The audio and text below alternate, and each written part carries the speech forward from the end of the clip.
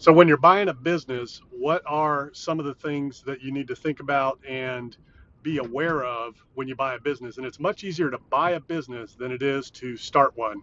Number one, you're buying hopefully longevity, goodwill.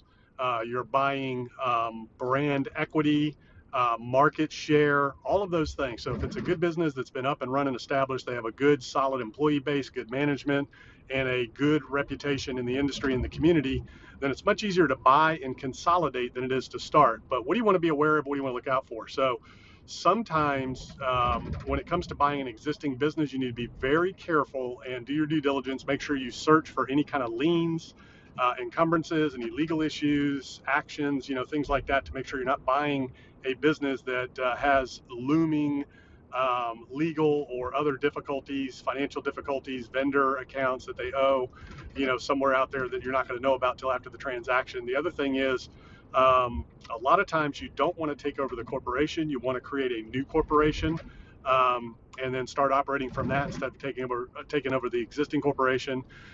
You need to make sure that you understand what the personal guarantees say, and make sure that you do not assume any personal guarantees or any personal debts of any of the principals, owners, partners, or managers of the entity or company that you're taking over. So just a few of those things that you want to take into consideration. And then at the end of the day, you want to make sure you've got something that can scale, that you can drive EBITDA, that you can roll up by complementary businesses or ancillary businesses or like kind businesses and roll them up into a platform, and those types of things. So you always want to start with the end in mind, think about the end in mind, and understand what it is you're buying and how that business is based. A lot of businesses, most businesses trade on a multiple of the EBITDA, which is basically your earnings before um, interest, taxes, amortization, and depreciation.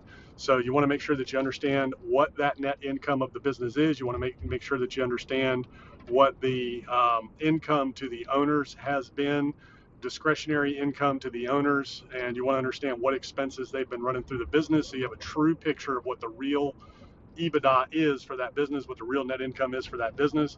And that's what everything trades on, is a multiple of that. So you can buy a business that maybe the owners have been taking a lot of the income out, paying a lot of their expenses out. And if you, uh, you know, eliminate that, then you can get a truer picture of what that income looks like, and sometimes drive that income a little bit of the business if they've been funneling things like that, not really reporting or whatever. So if you drive the income, drive the EBITDA, that's going to drive the value of the business. And sometimes it's very little things. All you got to do is a little change here, a little change there, incremental changes across a bunch of line items, and you can really make a big impact in the EBITDA, 10, 20, 30% sometimes, reducing expenses, increasing income, looking at other ways to drive that income. So just like income producing property that trades on a multiple of the net operating income, a business is going to trade on a multiple of the EBITDA, which is the net operating income for a business, earnings before interest, taxes, depreciation, amortization. So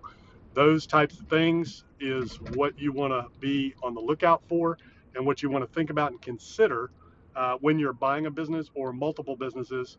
And make sure that you've got something that can scale, something that you're ultimately going to be able to exit through a sale to an investor, management, ESOP, any number of ways.